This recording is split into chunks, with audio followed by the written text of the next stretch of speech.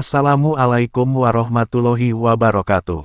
Selamat berjumpa lagi para sahabat yang dirahmati Allah.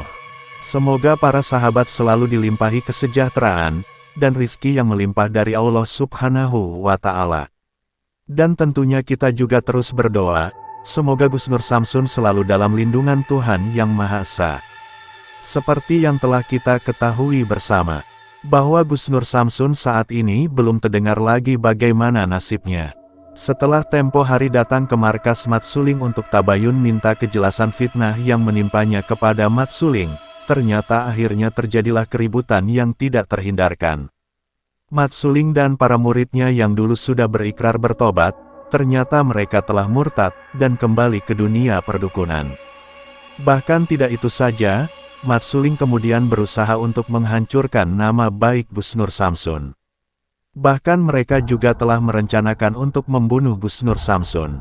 Sehingga ketika Gus Nur Samsun punya niat baik untuk menemui Mat Suling di markasnya, Gus Nur Samsun disambut Mat Suling dengan sumpah serapah dan permusuhan.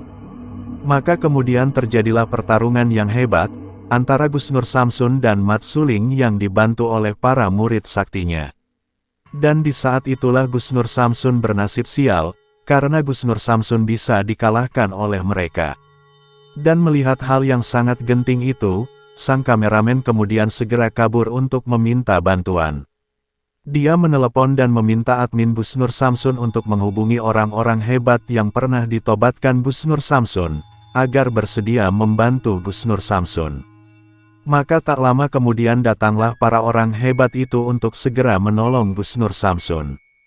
Entah karena tergesa-gesa atau tidak terkoordinasi, para orang hebat itu datang sendiri-sendiri.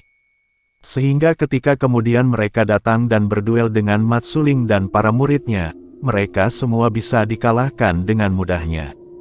Tetapi kita tentu sangat hormat kepada usaha mereka, karena dengan ketulusan demi menolong Gus Nur Samsun, mereka sampai dibuat hancur dan terluka.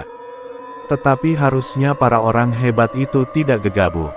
Karena yang dihadapi itu adalah Mat Suling, yang dikenal sebagai seorang dukun setengah dewa. Karena andaikan orang hebat itu bersatu pun, belum tentu akan mampu mengalahkan Mat Suling dan para muridnya. Karena Mat Suling pun juga pernah berkata, bahwa dia tidak akan bisa mati, jika tidak dia sendiri yang menginginkannya. Dan itu terbukti, dalam usianya yang sekarang sudah 300 tahun, tubuhnya masih tetap kuat dan perkasa. Namun ada rahasia yang secara tidak sengaja terucap dari mulut Mat Suling. Bahwa dia takut, jika ada 3 orang guru spiritual bersatu melawannya. Dan orang yang disebut Mat Suling itu adalah Gus Nur Samsun, Ki Mercon, dan Sapu Lidi dari Palembang. Itu sama Sapu Lidi sama Ki Mercon mesti mengancam saya dengan murid.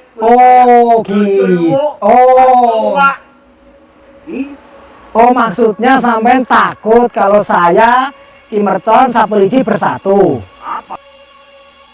Ketakutan Mat Suling itu telah tidak sengaja disampaikan oleh Mat Suling sendiri. Dan tentunya dengan informasi ini, tim Gus Nur Samsun bisa untuk merencanakan langkah yang bisa dilakukan, agar bisa menemukan dan membebaskan Gus Nur Samsun dari Mat Suling. Dan semoga Bang Sapu Lidi dan Ki Mercon tergugah hatinya, ketika mendengar dari yang diucapkan oleh Mat Suling itu. Dan tentunya kita juga berharap, Bang Sapu Lidi dan Ki Mercon bersegera datang untuk membebaskan sahabatnya itu. Karena dengan bersatunya dua pendekar tersebut dengan Gus Nur Samsun, mereka akan bisa mengalahkan Mat Suling dan para murid saktinya. Dan semoga Allah segera mengetuk hati mereka, dan kemudian Gus Nur Samsun bisa selamat dari Mat Suling dan para murid-muridnya.